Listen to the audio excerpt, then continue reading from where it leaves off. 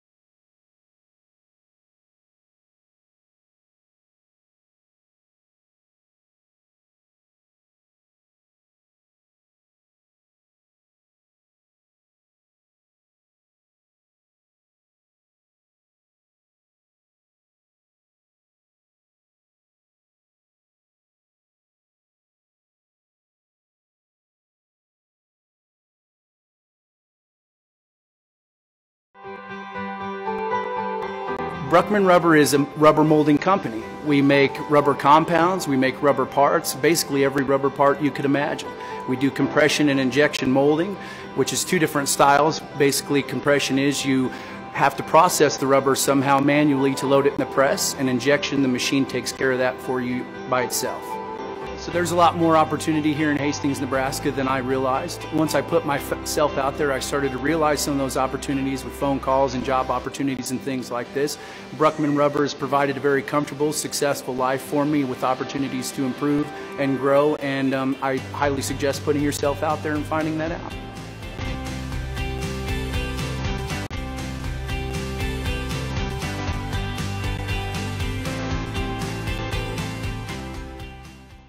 What's going on, guys? RDAP Dan here, Federal Prison Time Consulting. And today we have an awesome guest, actually somebody that I consider a good friend. His name is William Smith, but for this video, we're going to call him Bill because that's how I know him. So how are you doing, Bill? I'm doing real good, man. And I'm real happy to be here and to be talking with you again and doing the thing. So it's awesome to be here. Tell us a little bit about your life before prison, what it was like, and kind of what led you down a life of criminal thinking and making poor choices. Sure. So life for me and drugs and alcohol have always been a part of my life. Both of my parents were addicts and their parents were addicts. So the generational thing, it's been passed down from one generation to the next, along with all the dysfunctional behaviors that go along with that. My mom went to treatment at a very early age. She was like 19 or 20 years old, and she got out and picked an addict to marry for whatever reason, even though she was sober and he was active, and they had a kid, and that turned out to be me.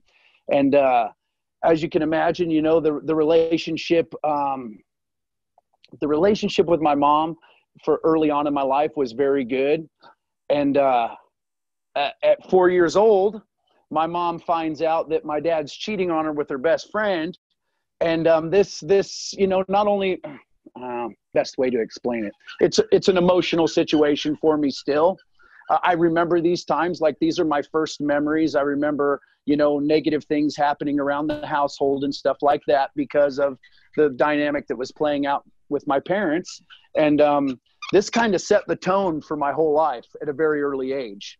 I mean, in RDAP, they asked me, how old were you when you lost your mind? And I never remembered having it. I mean, literally my earliest memories are of negative use and things like this going on in the house.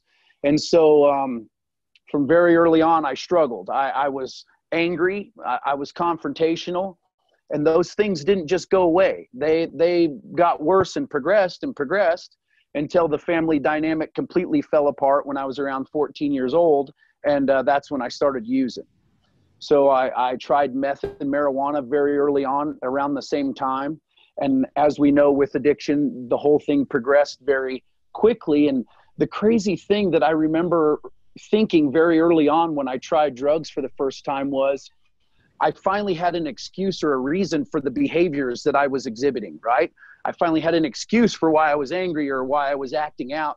And that it was like a scapegoat or a reason for why things were happening in my life, as well as a reprieve from how I felt all the time. And so I grabbed onto it and I went, man. And you know, within several years of starting to use drugs, I had to start to sell drugs in order to maintain my habit. And unfortunately, my dad also started using with me around the time I was 16. So it was wide open. There wasn't really anybody coming in and out of my life that said that I shouldn't be doing these things, and I didn't have any positive role models. So we just took it down the rabbit hole and you know, try whatever drug I can get my hands on, and abuse meth and marijuana to as much as I could get, right? When you say as much as you could get, was this like a daily thing? Was it multiple times a day? Were you more high than you were sober? More high than I was sober. Nothing happened without being high first. Okay. Nothing happened. Like when they first interviewed me for the RDAP program, they said, well, did you ever drive under the influence? And I said, yeah, every time I went somewhere. And they said, well, did you ever have anybody with you? You know, and I said, yeah, if they wanted to get high, they had to come along too. You know, I mean, literally that's what it was. Nothing that I did, nothing that I thought did not revolve around getting high in some way, shape, or form. When did it go from just like this addiction? When did you realize that I'm way in over my head? Did you ever think this was going to end in potential prison? My thinking process was so revolved around rationalizing and justifying and making excuses for what I was doing that the end result only came to mind when I'm already sitting in county or when I'm already going through the court process. I mean, literally that was my capacity for abstract thought. So it was very, very limited, and it's crazy now because now I can look into a situation before it gets started and play it out to the end and know whether it's going to end constructively or not. And then I didn't even give it two thoughts, dude. Never did it enter my mind. You know what I mean? Yes, it was wrong, but if I would have ever got honest with myself to that level, I would have made changes on some, you know, of some kind, and that never happened. So by 14, after my first hit, okay, I'd say within less than 6 months, I was using every day.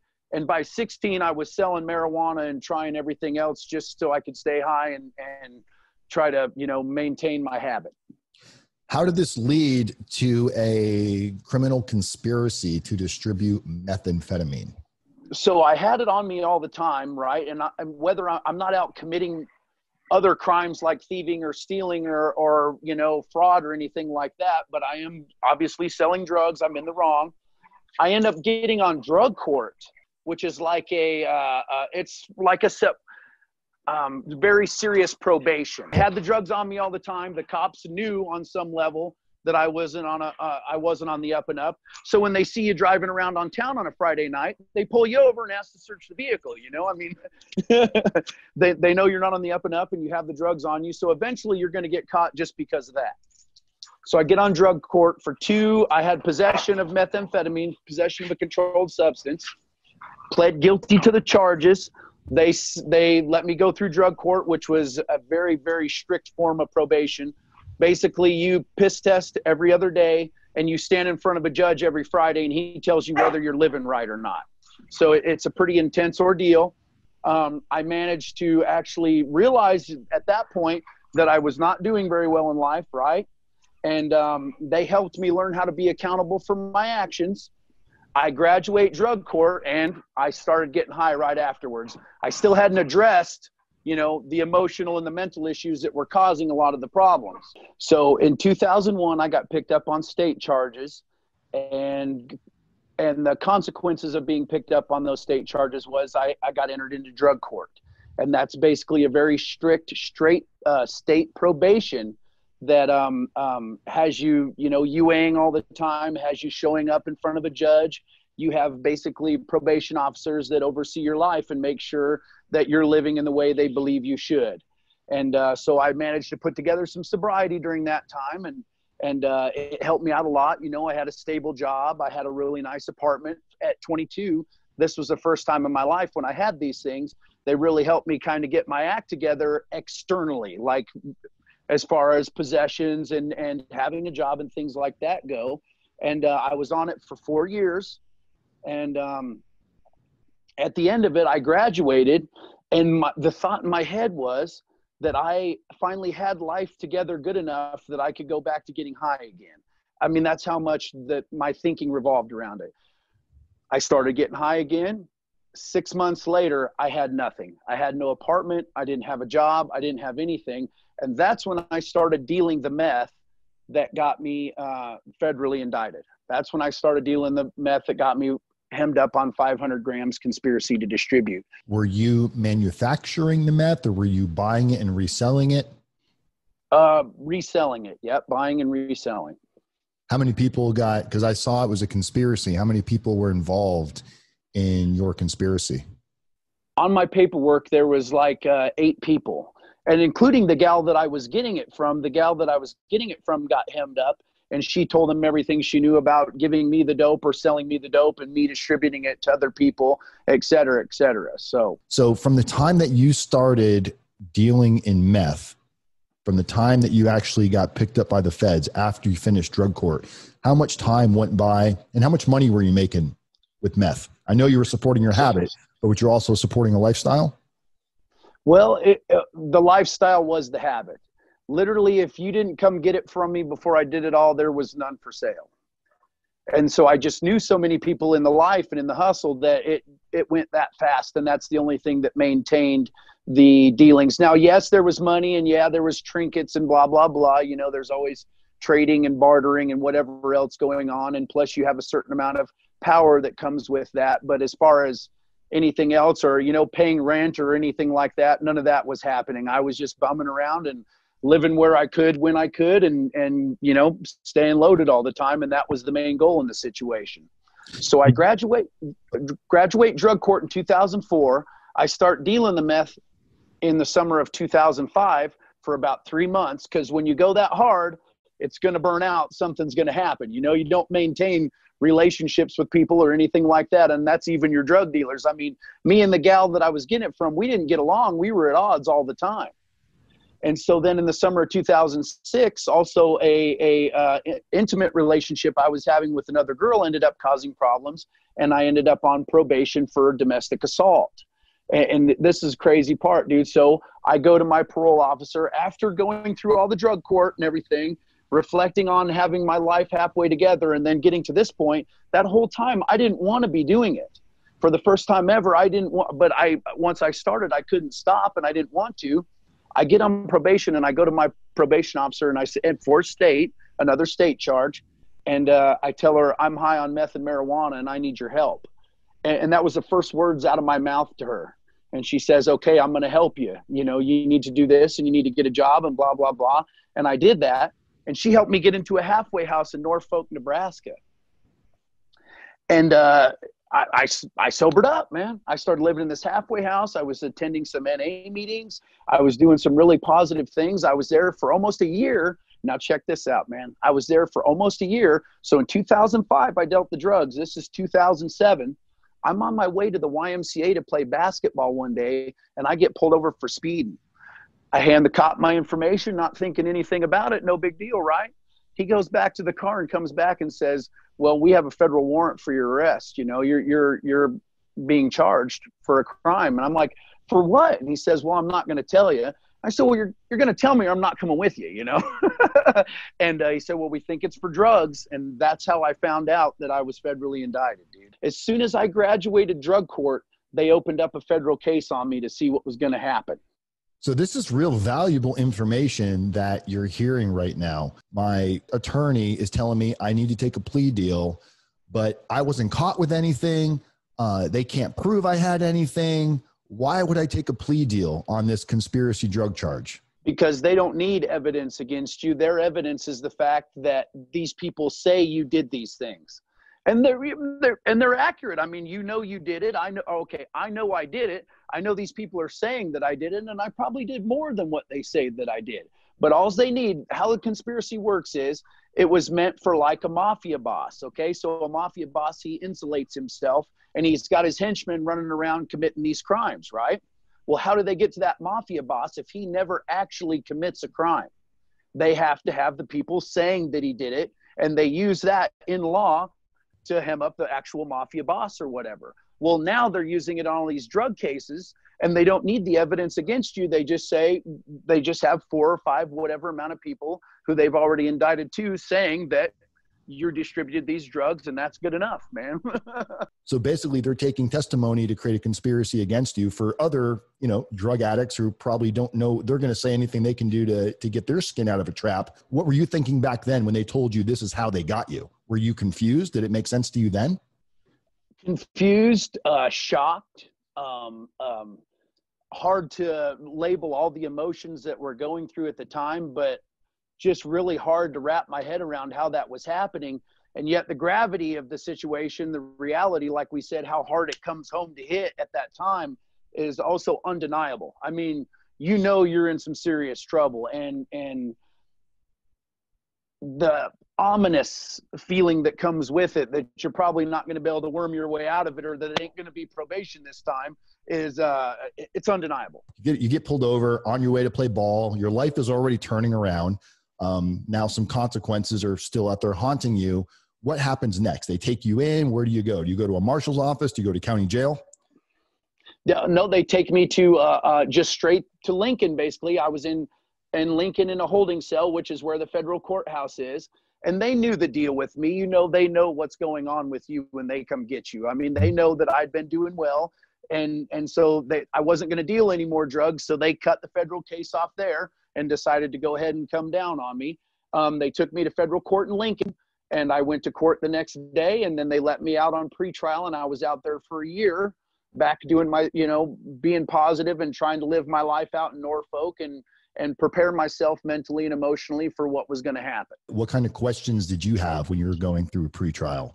I had a court-appointed attorney, but I also knew somebody who'd been down before and gotten out of federal prison, and he gave me some insight on kind of what to expect and what was going to happen, and let me know that, it was going to happen. It's going down. So you just got to, weigh your options and manage the situation to the best of your ability. Did you have to see a pretrial officer once a month, phone calls? I urine tested once a month, but they knew I'd been living my life well up to that point. They knew there was no criminal activity going on. And I had a halfway house saying that I graduated successfully from there. So they didn't make me go to treatment or anything. They just said, show up for these UAs at this time. And it went on by, man. I lived my life. Basically, if you weren't a part of my personal life, you wouldn't even have known what was going on. So you got indicted May 23rd, 2007. Yep. And you you went a while before you took a plea deal. So from May 27, and you didn't plead guilty in front of a judge until February 12th, right before Valentine's Day, 2008. Why so much time before taking a plea deal? Was it just the case was dragging on, or you weren't sure what you wanted to do? They just drug it on. It just lasted that long. There was we'd talk every once in a blue moon, and then they called me in and said, here's the deal. And that was that, so. Were you ever in denial from the time that you were, let's say, indicted out on pretrial to prior to, up until actually getting sentenced to go to prison? Was there ever a point of denial where you were like, I've been out a year. Why are they going to send me to prison? I asked those questions a lot to myself and never came up with a decent answer, and part of that is, a character defect of mine is flat out complacency. I should have politicked more. I should have said more to my lawyer. I should have at least been able to write a letter and be an advocate for the positive things that I was doing, because that would have been in my best interest, right? I mean, whether it produced results or not, at least I could have stood by what I was doing at that point in time and tried to show that I wasn't the same person that sold these drugs and did the things that other people were saying that I was doing. And none of that even happened. I look back on that point in my life, and it's because I didn't know how to be an advocate for myself. I didn't know, big or not, I didn't know how to stand up for myself in a constructive manner in front of somebody, especially an authority figure who's looking down saying, hey, you're in the wrong here, and we're going to hold you accountable for that. I didn't know how to do those things. It was. Which is the reason why we're doing this. I've never met anybody that's like, oh yeah, this is what you got to do, unless they've been through it or they know somebody. And even the attorneys, you know, the advice from the attorneys, I wouldn't say is bad, but they haven't been to prison either. You know, from the time you get sentenced, they're kind of done with you. So you probably qualified for a potential 5K1, and then I imagine they gave you safety valve to go a little bit, because they didn't go far below the guideline range, but they did go a little bit underneath it. Your sentence ended up being how many months again? 97 months. What prison did you start at? Was it Coleman? Nope, Leavenworth, Kansas. Leavenworth, Kansas. At a low? At a medium. At a medium. So, okay, let's talk about this a little bit. So technically you went into a medium with paperwork that if they were just to look at, it wouldn't be favorable, correct? Highly unfavorable, yes. Was there ever an issue there with that? Was it a fear of theirs when you arrived and you started hearing about people checking paperwork? It was a major concern. The culture shock and everything that went on there, yes, it's a concern, because obviously people that they think or that they know are rats, in a medium, you're getting smashed off the yard. I mean, and they're fighting you, and it's not in a pleasant manner. They're not coming at you with one person. And the reason why I'm asking these questions is because there's people out there right now that have a fear. Most of the people that watch these channels, Bill, or at least this channel, is probably never even going to see a low. They're going to start at a camp and end at a camp. But you hear these horror stories of paperwork being checked. Did your attorney give you any insight and say, hey, cooperating, if you go to a medium, you might be in danger? Did your attorney give you any knowledge of that? No. And the administration tells you that you're not supposed to. I mean, they're telling you it's against the rules to even have your paperwork. Right. So while the inmates are saying, you know, that this dude's paperwork's bad or blah, blah, blah, blah, blah, and they're all going around trying to regulate each other, the administration's saying it's against the rules for you to even have it on you. Right. So prison, you have administration politics and actual prison inmate politics, which are two different sets of rules and two different sets of code. And unfortunately, you know, as much as you want to abide by the actual prison, you have to, at the end of the day, you're living with these guys. So you self-surrendered to that prison?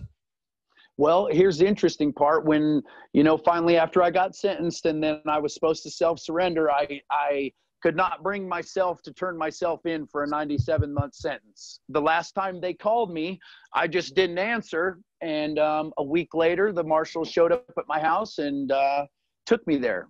Oh, there it is. So I didn't see that. Arrest warrant issued on June 30th, 2018. Yep. Did you get any additional time for that? Nope. They didn't give me any additional time. They just got me, and I had to go through the like Wilbur chain again. And then they got me down to in a bus right to Leavenworth, Kansas, and walked me in the front door. So where'd you go when you did not self-surrender when you were supposed to go? I didn't go anywhere. I just hung out where they knew that I was, because I didn't have the courage to turn myself in, or whatever you want to call, you know, the term, you know, right. Yeah. Wow. So you did not self-surrender. So they actually had to come and get you. And there was really no penalty other than, you know, you had to do the diesel therapy thing before you got to prison, but didn't add any additional time or points, or did it change your custody level, or you're not even sure? I'm not even sure about that, bud. Yeah. So you started off at Leavenworth, Kansas. And how long were you there for? And what was the experience there like? I was there for 2.5 years, and there's a 30-foot high brick wall around the prison. If you want to see anything from the outside world, you have to lay on your back and watch planes fly over. It's also the oldest prison in the BOP. I mean, Leavenworth, everybody, you know, whether you've been to prison or not, has heard something about Leavenworth. When I went to other prisons, like throughout my travels to get to where I was going, they had pictures of Leavenworth on the wall. So that gives you a little bit of an idea, you know. I mean, it's a serious business. Yeah, I'm looking. And we're talking. so in the rotunda, you know, like the main way where the COs come in and then walk to the housing units, there was a plaque on the wall, and it said officers fallen in the line of duty, and it had all the names of the officers that had been killed there throughout the time of the prison's existence or whatever. It was serious. It was a serious situation. Were you still on the mindset, I'm gonna make a better life for myself? Were you positive when you were there? Were you taking classes there? That started later down the road. I had no positive mindset. I had the same angry, complacent type attitude and mentality that I'd had pretty much my whole life. So it attracted the same kind of people it did there that I did everywhere I went. You know, no matter where I was, I attracted the same kind of people, and the crowds weren't positive. And so when you go to a higher security, everybody has cars. So whether you're in a gang or not, if you show up there and you're from Nebraska, you sit with the Nebraska people, and they come up and talk to you right away, and you're automatically in that car. And also it's segregated by race, and I mean very segregated by race. You don't sell with blacks or Hispanics. You don't eat with blacks or Hispanics. You don't walk through the black or Hispanic section in the chow hall, because it's a prison rule that you just do not do that. So that was different for me. I'd never been around that diverse of a population of people. You know, here in Nebraska, I mean, it's predominantly Caucasian, and you know, you see Hispanics here or there, or blacks here or there. So culture shock. And then, you know, that combined with not wanting to be there was a lot to take in. So I show up to Leavenworth. Like I said, the marshals dropped me off there. And in D&E is like intake. It's where they get all your information down. You're being basically filed into the prison. You're getting into their system. So you're outside in a room. They come in, basically mock interview everybody, get all your information down, file you in, and then you're ready to be sent off to your housing unit and whatever else. You get assigned your number and the whole nine. So, Gotcha. But so there's the guy in D&E, and he tells me he's there for a sex crime, and I'm not wrapping my head around the gravity of the situation, even though I know it's not good. And they said, what's up? What's going on? I said, well, there's another guy here from Nebraska, and he says he's here for a sex crime. And they just shake their heads like this, all right? So this guy didn't come out on the yard right away. It was like a next day or whatever that he came into the housing units, and they grabbed me and they said, you got to go take care of this. They sent me and another guy, and I go up there and I tell the dude, you got to check in. The dude takes off running. Well, another Nebraska guy and an Aryan from the gang Aryan Brotherhood chase this guy down and do what you're supposed to do in this situation, and they beat him up, okay? Both of them go to the SHU for it, and the sex crime person goes to the SHU, and they're getting figured out there, whatever happens. Well, the Aryans now are coming back to the Nebraska car and saying they're not happy that I didn't take care of the situation like I was supposed to. And so I'm sitting in the TV room one day, and they send one of the Nebraska dudes up behind me, and he clocks me from behind, and I'm down on the floor, and this dude's hitting me and whatever else, you know, and yeah, asking me if I've had enough. So basically, this is my punishment for not beating this dude up. So you got beat up for not beating up the other guy. Yes. You're operating on your animal instincts, basically. Like if Coleman brought you down a level as far as lifestyle and whatever else was, the higher the security, the more just basically fight or flight type experiences you're going to have, man. So after your little run in there, after they basically felt you didn't handle it the right way, and they came in and I guess they, you know, put a little beating on you, were you excluded from that? Or was that just like, you know, that was your lesson, do better next time? Nope, I wasn't allowed to sit in the same spot with the Nebraska guys. I had to do this and do that. Now this is in the first 2 weeks, bud. This is in the first 2 weeks of being there. You were there years. Wow. Right.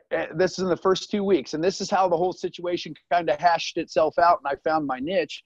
So they said, okay, well, you're not going to be able to sit with this anymore, blah, blah, blah, blah. And here's what's going to – now they started explaining some of the rules of what my situation meant and what I'd done wrong. Well, a week later, okay, it might have been even less than that, they come to me and say, okay, there's another sex offender on the yard. Here's the crazy part. It was the CO that told us that the next new Nebraska guy was a sex offender. And they said that if I and another guy went and took care of it, that I'd be reinstated back into the car.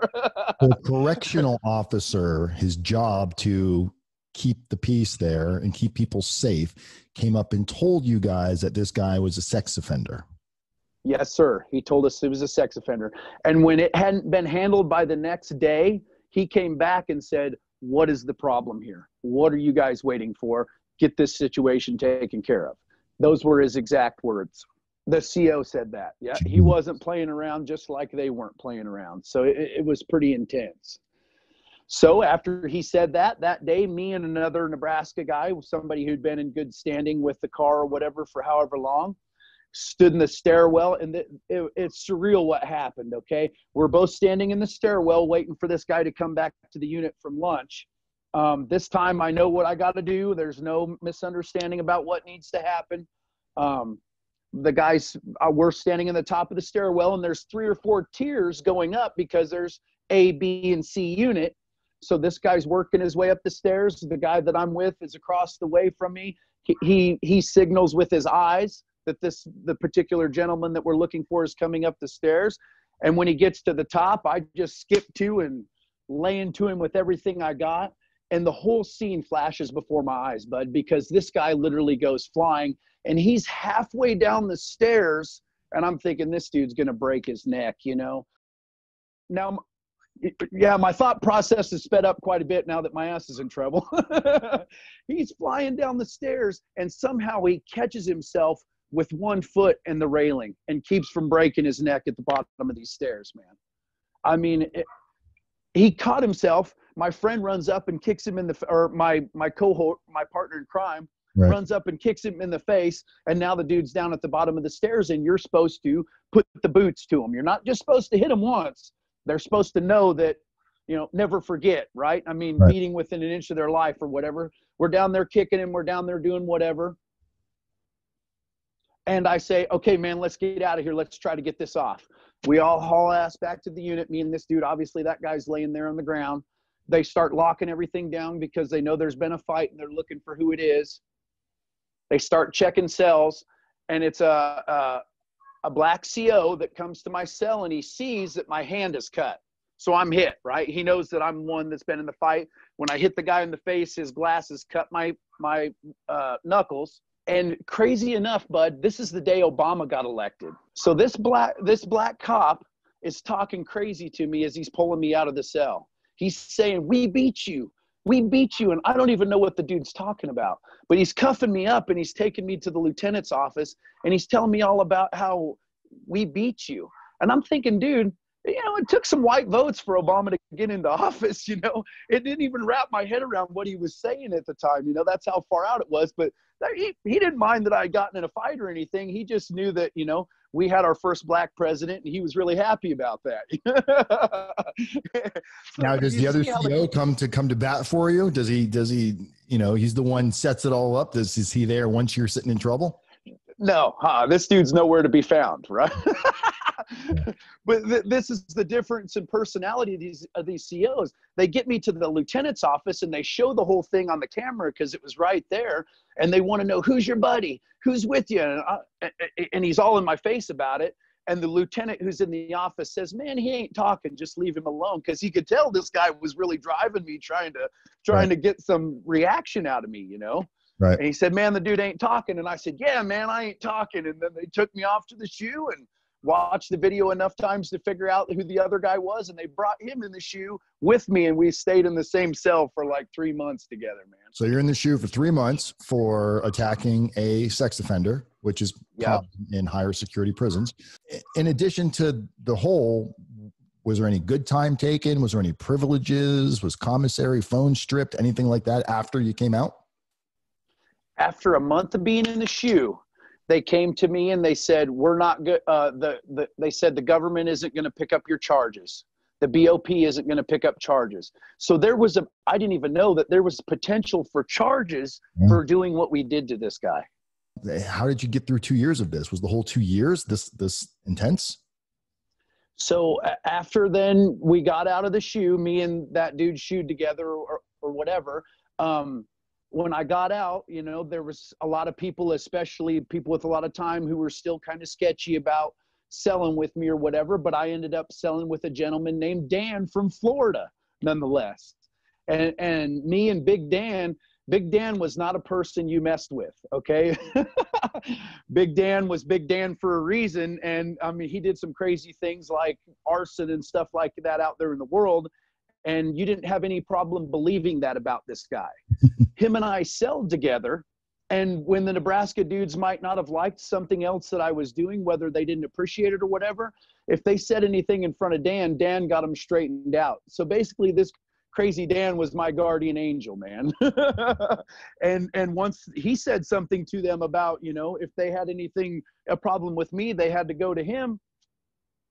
Life was smooth sailing after that there as far as prison life goes.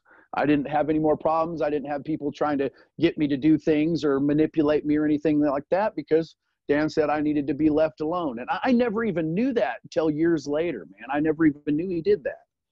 Why did you end up getting transferred to Coleman, to a low security? Were you ever camp eligible? Okay, so the story gets more interesting. The whole time I'm at the medium, like we said, my mentality hasn't changed. I'm still attracting the same people. I'm still using. I'm drinking and getting high. After 2 years of being there, I get transferred for good time, right? I get transferred to Sandstone, Minnesota, for good behavior. My custody points have dropped, and I've done a little bit of my time, so now I can go to a low. And Sandstone is in Minnesota, like an hour south of the Canadian border. So they transferred me for good time. I've got like a quarter of my sentence done. I make it all the way down to Oklahoma City, where they put me on ConAir.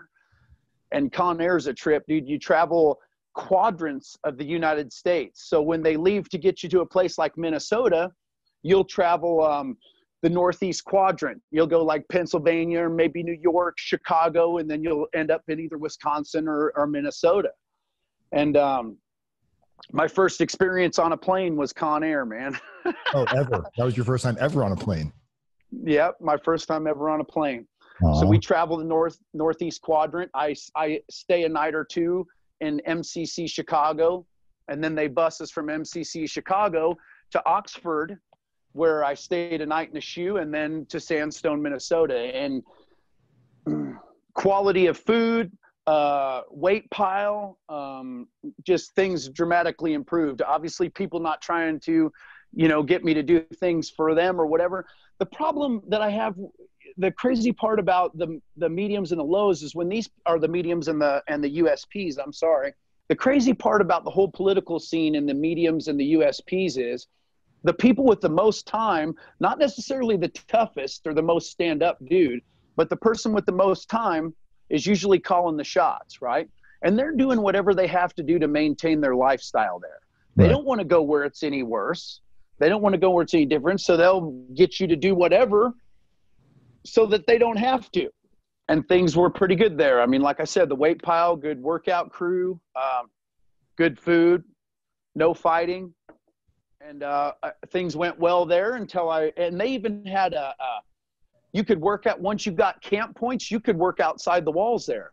They'd take you out and you could do different things like handle the postage or handle the commissary or anything that was coming into the prison, because it was so remote, dude. I mean, it's out in the freaking middle of nowhere, you know. It's literally, there's wolves running around, you know.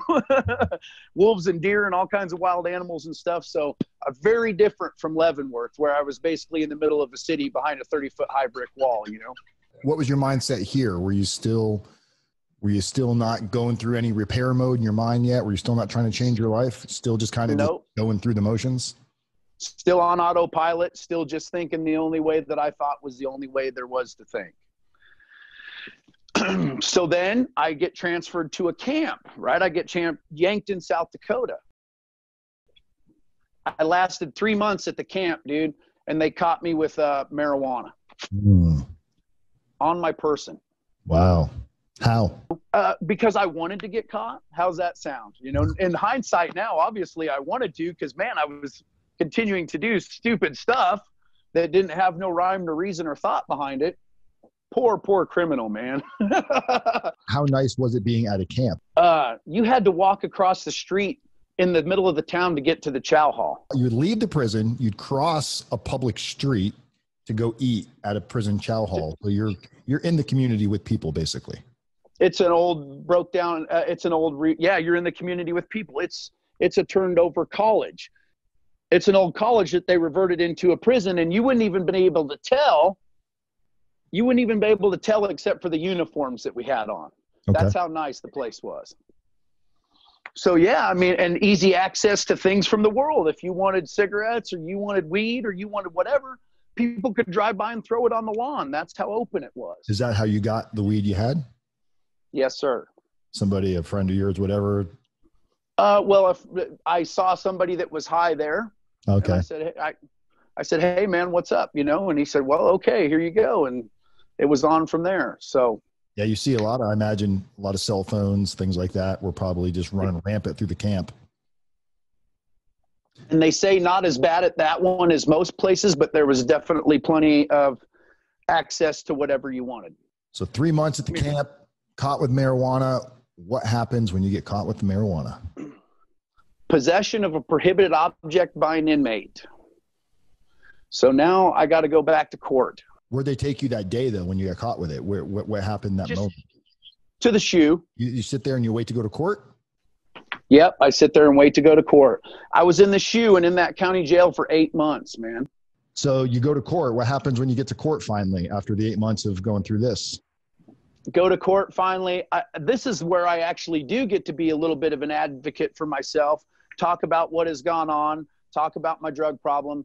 They sentenced me to 2 more months. They had 2 months to my sentence, and then I have to go back and wait in the SHU to be designated. And that's how I ended up in Coleman Low, was they designated me from the camp to Coleman Low. So when did you arrive to Coleman? What year roughly? Do you remember? 2012, 2013. Okay. So you'd been there a while before I ever arrived. I didn't get there till the end of 14. Right. I've been there for a little bit. Now, oh yeah, here, important detail. Okay, so I get caught with the weed, right? And obviously, you know, this is a bad deal, dude. I mean, for some reason, obviously the gravity of this situation comes home more to roost than others. And I'm in the county jail, and there's an old gentleman in there who's giving us Wellbutrins. Okay, like, you know, it's like an antidepressant drug. And if you crush it up and snort it, you get high like, you know, weak cocaine for maybe half an hour or whatever. I did it the 3rd time, and he was giving it to us for free. And it physically pained me to do it. For the first time in my life, it hurt more to get high than it did not to. You see what I'm saying? And that's the only way I can describe it.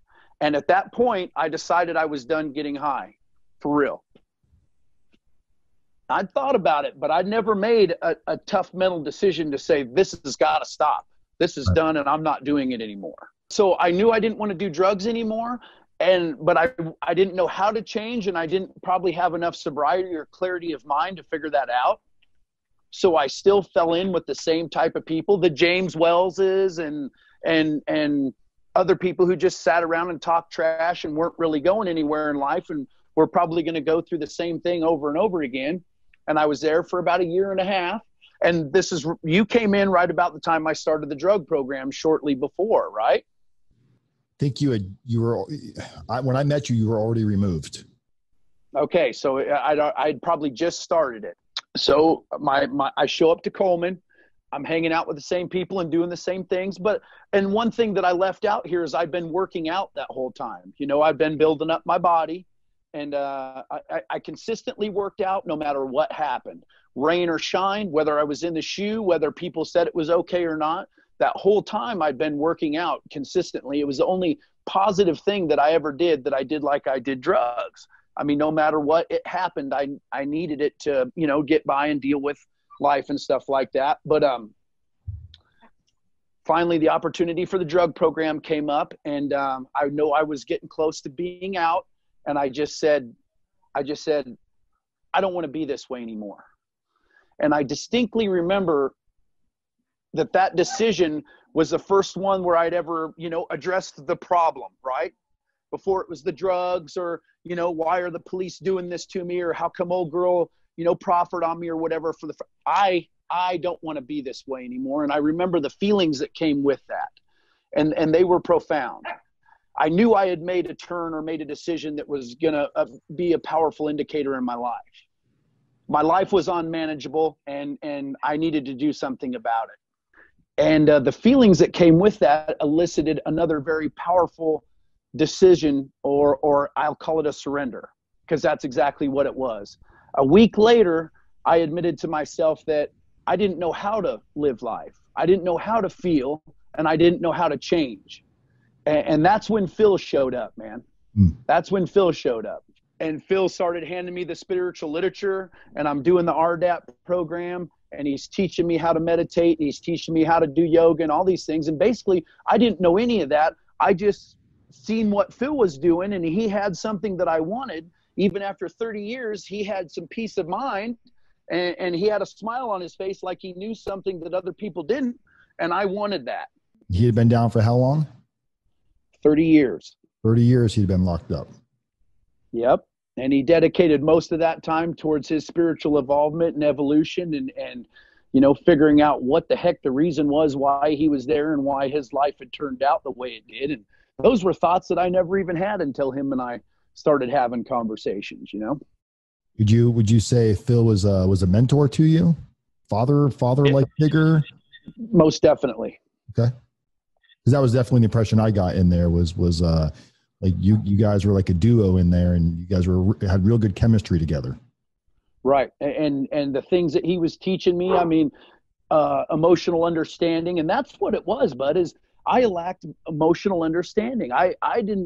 You know, we'll say I'm a fairly intelligent dude or whatever, but if I'm not doing the emotional work, if I'm not identifying what's causing me to be angry or depressed or frustrated, and then coming and dealing with you and talking about it, I'm missing a huge part of my life and my purpose and what the heck's going on here, you know? And that's how we connect with people in any walk of life, I believe, is understanding ourselves emotionally and behaving accordingly. So he was teaching me how to do that stuff, and he was teaching me how to identify the emotional blocks that were holding me back and causing me to do the things like drugs all the time and you know, getting in fights and whatever else. You know, it was really surreal. And then you combine that with the drug program, which addresses the thinking that causes those emotions, and it is a powerful force for change, man. I mean, it opened my eyes to things that were going on within me that I never imagined existed. But so talk a little bit about RDAP, and before going into it, what you thought it was going to be versus what it was. I've been to treatment like 4 or 5 times before this, like out in my life through being in trouble and, you know, one time with an overdose and stuff like that. And they scratch the surface of, you know, hey, you're a drug addict. Hey, maybe it's a good idea you stop doing that. But what I loved about the drug program, RDAP, is that it addresses the source of the issue, which is the way we think. It literally is cognitive therapy, talking about, hey, you have all this crazy thought system that isn't serving you. You're always rationalizing, justifying, awfulizing, you know, the 8 addictive thinking errors and then however many criminal thinking errors there are. And this is basically what your whole life revolves around. And that was an aha moment for me, man. And then they give you an RSA, or a rational self-analysis, where you know, okay, something's going on in my life. I call my girlfriend and she doesn't answer. And all of a sudden I'm all flipped out because I think she's off sleeping with somebody or doing whatever. But a rational self-analysis allows you to look at your train of thought on a piece of paper and then come to a positive conclusion. And then you see, when you apply that positive conclusion, that it plays out in your favor. And you can't deny that, boy, you sure do wish you had been thinking this way the whole time, right? So I talked about those personal decisions that I made, those internal, I don't want to be this way anymore. And then also that I didn't know how to change. And that's a lot of where RDAP came in. So Phil coming into my life and turning me on to all this spiritual literature, plus the meditation, plus the yoga, really helped me see what RDAP was trying to say in a clear light. You remember your treatment plan from RDAP? I checked a bunch of boxes that I didn't think had any meaning, and I handed it back to them, and they freaking pump out a treatment plan that knows me better than I ever could have known myself, right? The first question on that treatment plan was, how do your codependent tendencies contribute to your addictive behavior? And I thought, this is crap. What are you talking codependent? I don't need anybody for anything. And then I sat down and bawled my eyes out and wrote 2 pages about how that's affecting my life, you know? Yeah. What are they doing with this computer back there? So the things that they showed me once I was ready were just, I mean, it was just boom, boom. It was one after another. And then the feelings that I got from that, you know, I'm going to even say happiness, the contentment, the peace of mind. I finally felt like I was regaining control of my ship. And then the natural progress of the next things that they show you, you know, they start out with the addictive thinking errors, which are thinking errors that not only addictive people, you know, with addictive personalities have, but a lot of just normal people out in the world. You know, a lot of people awfulize or rationalize or justify. It's just for people like you and me that ends us up in really bad situations. You know, we take it to the nth degree. The natural progression of the books, of the teachers, when you're ready and you're ready to apply all that stuff, it's good to go. You know, it's in the order that it is for a frickin' reason, right? I mean, it's on time. And the negatives about it, I want to say what I could perceive of the negatives about it is that, yeah, there's people in there that are just there for the time off and whatever. But then even that boils down to me not being judgmental. Like you said, it's who am I to say who and where and what they're supposed to be doing. And that was another thing that Phil was huge about, man. Phil would not mess with your karma. So me and Phil, I knew him for 2 years. We never had a spiritual conversation until I come up and told him I was trying to make changes in my life, that I had started to pray and that I was interested in doing something different. So you were going through because you definitely have the RDAP walk, you know, you walk the walk, you talk the talk, you know, you're not, you can tell you're not pretending. So how long were you in RDAP for? I was in RDAP for like just over 8 months, bud.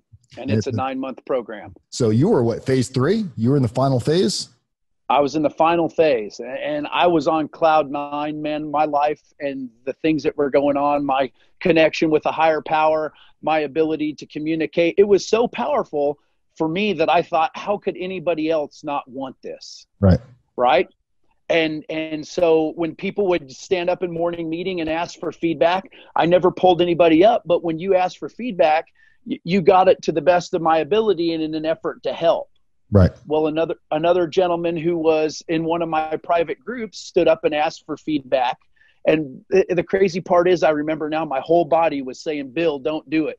Bill, don't do it. But I stood up and I gave him the feedback that I felt was very accurate. And then I highlighted it with something that he had said in private group to drive it home. The 2 major rules are no physical violence and don't break confidentiality. You heard something in one of your private group settings from an individual. Now you're in the morning meeting where everybody is in there, people that were part of that group and people that were not part of that group. And he stood up and asked for feedback, and you stood up and did what? And gave him the best honest feedback that I could come up with. And I highlighted the feedback with something that he had shared in another group to drive home the point. And he even used it. So then the DTS is on him at that point, right? And he even used my feedback to get the DTS to, you know, be cool.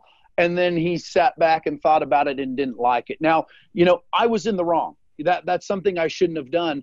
And furthermore, I should have recognized that probably this person wasn't really that interested in change anyway. So What business do I have, you know, delving into his life and giving this truth to him and et cetera, you know? So. I think that this is a great example because, you know, when I tell people breaking confidentiality, sometimes I think what goes through somebody's mind is, you know, there's like malicious intent or malintent behind it. I heard something in group and I'm going to go talk trash about this guy. Like you didn't have any ill intent behind what you did, but nonetheless, you shared something that was told in a confidential environment. And I think the reason why it's such a big rule there is, you know, you're in a prison environment doing things that are uncomfortable as RDAP, playing games, doing weird stuff. And you're supposed to be able to feel comfortable around the individuals you're sharing sometimes very, you know, treasured information, expecting it not to go outside of that group. And that's why it's such a big rule. And so what happened? Did you know at that moment you were in trouble? How long did it take? I did not. It took him you know, he had to obviously roll the situation over, and he decided sometime in the middle of that day that I had broken his confidentiality, and he went and explained to Dr. Smith what had happened. And, you know, at that point, she called me in there, and there was no denying it. I mean, that's 100% true. My intention at that point was irrelevant. Even though I intended to help him, I still broke the rule, and that was that. So not only did you get removed, at this point, your year was probably already, a year had been taken off your sentence, right? It was real close. Yep. I had a halfway house date and everything. Yep. So a year had been taken off. So a year had been taken off. You're 30 days to go graduating the program. And now you're kicked out of the program because there's no getting set back, no warning for breaking confidentiality. What sets through your mind when they're like, hey, we got to remove you? It was a big pill to swallow, but so many things were happening right in my life that I knew I needed to be there to figure out what had caused me to do this so that it wouldn't happen again. Because if I was going to screw up when things were going this good, then I was going to screw up when I was out here doing things well. And I knew I was there for a reason. I knew I was right where I was supposed to be. Other people were all freaked out and coming up to me because I was so on fire in there and working the program so well, plus doing all this extracurricular stuff, that they were now worried that they were going to get kicked out for something like I did. And I said, man, you're going to be okay. It's going to be all right. For the first time in my life, even though something negative happened, I knew it was going to be okay, dude. It was surreal, man. It was surreal. When the average person gets removed from RDAP and they talk to somebody non-RDAP, what do you usually hear from that person as reasons why they were removed? A string of profanity, and then it was that dude's fault. Right. Program designed, it's bullshit program. Nobody makes it through. Just a bunch of not taking any responsibility. And this is around the time when I met you. And I don't know if you remember my co-defendant, Sean Clark. I do. I think that's actually how I met you, was kind of through Sean.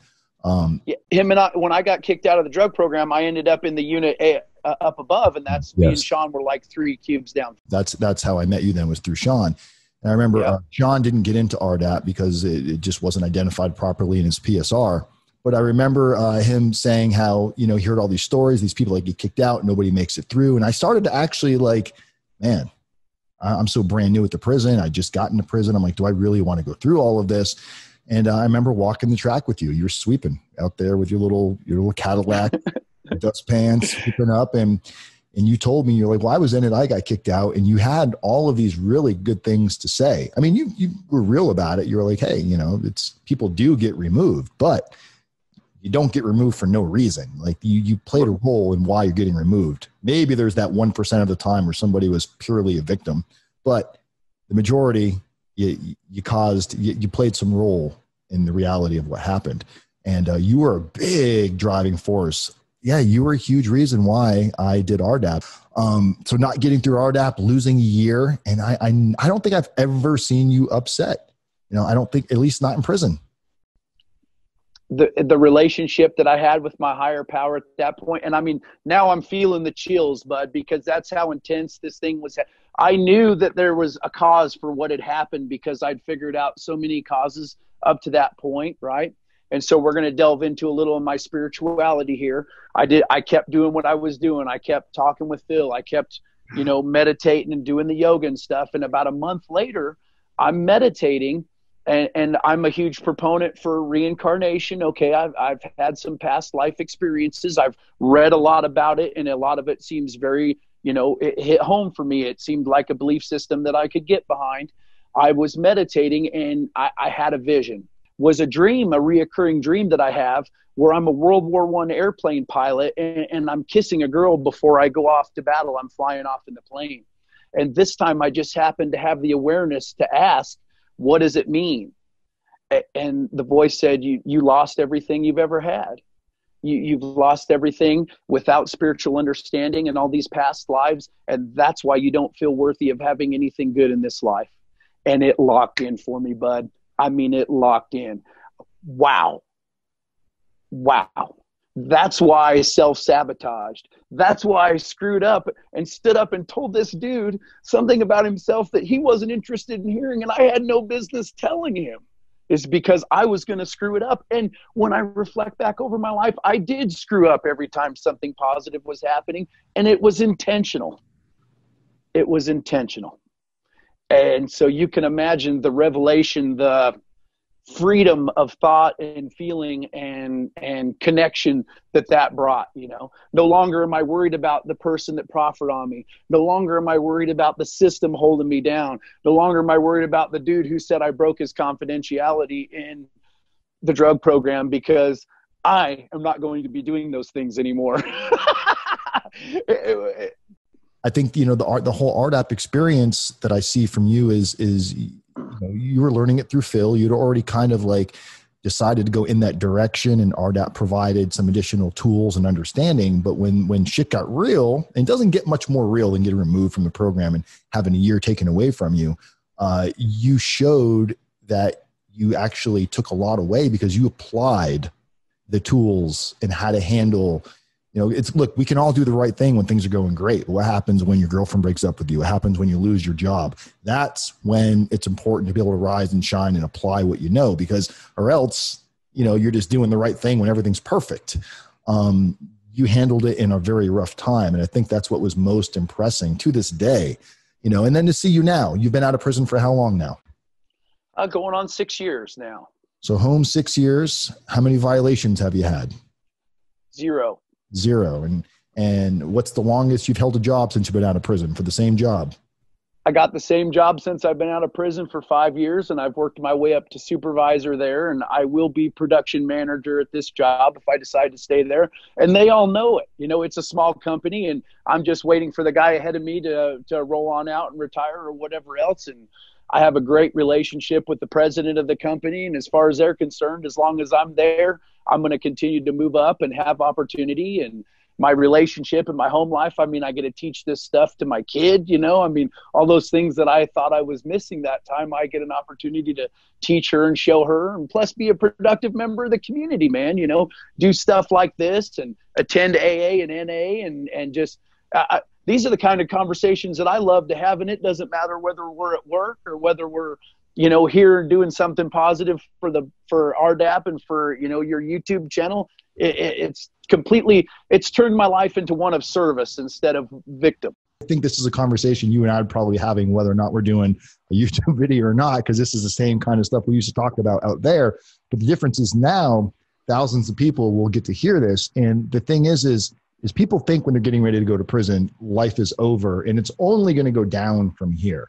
And there's obviously a lot of factors, and you can't tell anybody don't have those thoughts. It's going to be a natural progression to be sad you're going to prison. But what you can take away from this, dreaming in prison about what life is going to be like after prison versus the reality of what life is going to be like after prison are also two different things. But you've been out 5 years, and let's talk about some of your accomplishments in 5 years. Obviously, you've stayed sober and clean. You've already explained that to us. But what are some of your other accomplishments that people can look forward to after a life of incarceration? And you had a lengthy incarceration. I'll start with one of Phil's favorite sayings. He says, prison can either be Harvard or it can be hell. So you're either going to get the education of a lifetime, or you're going to basically, get better at the things that you were doing negative when you go in. And that's proven 100% true for definitely you and I, and lots of people who have applied themselves. So since I got out, my relationship with my parole officer was through the roof. She was super cool. I never even advocated to get off parole early because it's like I wasn't on it. Her and I had an understanding, and I had to UA a few times in the beginning. And since then, I've been off living my life. A few weeks out, I got a job at a place called Bruckman Rubber here in Hastings, and it's a manufacturing company. One thing we make the feet and T-latch handles for Yeti coolers. So if you've ever seen a Yeti cooler and you turn it over and see the little feet on the bottom, we make a lot of those there. We were in with Yeti from the very beginning. The relationships with people, I have a great relationship with my girlfriend, but, healing relationships with my mom and with my, with my grandmas, and being able to go around and make amends to all the people that I had hurt through my actions has been a very, very, very awesome healing process.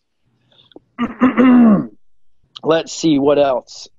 Being a high-standing member in Narcotics Anonymous and AA. Now, this isn't something that a lot of people go around and be proponents of, I have no problem with it. I have no problem letting people know that I am a member of NA, even though it's Narcotics Anonymous, because it's something that I'm an advocate for. If you're out there and you're struggling with drugs and alcohol, you can go down to your local clubhouse or NA house and you can find help, you know? So people come in off the streets or people get out of prison and they want help.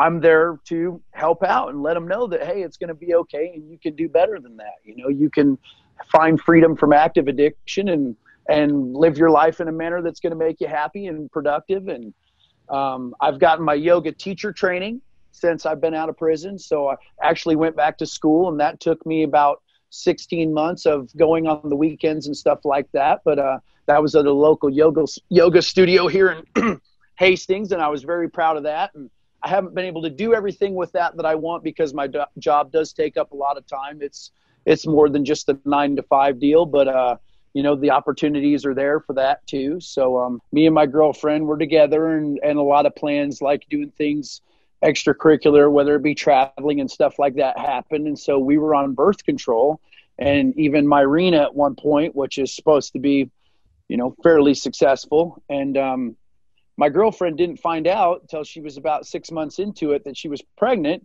because she was on the Myrena and not having periods regularly. So we find out in a very short order amount of time, 2 years into our relationship, we're having a baby. And, you know, it wasn't something that I was intentional to do, but obviously we were practicing. So the potential for it was there. And now, like anything else, I take responsibility for it. And when I've seen that kid be born, dude, blows my mind. And just Isabel is, you don't know what love is, man. You know, okay, maybe I didn't know what love was, all encompassing love. And I've experienced some pretty amazing things until that little girl came out, man. And then there ain't nothing I wouldn't do for her. And, you know, I talked to her about things, about spirituality, about being responsible, about thinking positive, about doing all the constructive stuff that I know's worked for me, and hopefully laying the groundwork that when the time comes, she'll be able to make the right decisions for her, you know. And I'm also very aware that just because I think something or that it works for me, it might not work for her. Know what I mean? She's how old? She's 3, going on 17. Just had a little birthday party for, I guess you were saying. She did. We had a really awesome birthday and had a few family members over and a couple cousins, and, you know, just hear her see, I'm having a birthday. Woohoo! You know, she'll get all excited and get all amped up. It's pretty cool to be able to do that for her. So what is something that you wish somebody may have said to you or you feel would be positive for somebody to hear? Utilize that time wisely, man. You aren't going to be worried about bills or what you're going to wear. You know, they're going to tell you when to eat and everything else. So all of that time, frees your mind up to focus on what you could be doing better with your life, and then get your butt out there and apply it, man. So there's just, you know, it's out here in the world that it's a day-to-day rat race of running from here to there and getting the job done and doing this and doing that. Utilize all that free time wisely, man. Make the most of it. So I really appreciate it. I want to say a big thank you. I know everybody watching this right now is going to take a lot of value from this. Guys, I'm RDAP Dan, Federal Prison Time Consulting, people helping people, communities method, one day at a time. Be safe, everybody. Peace.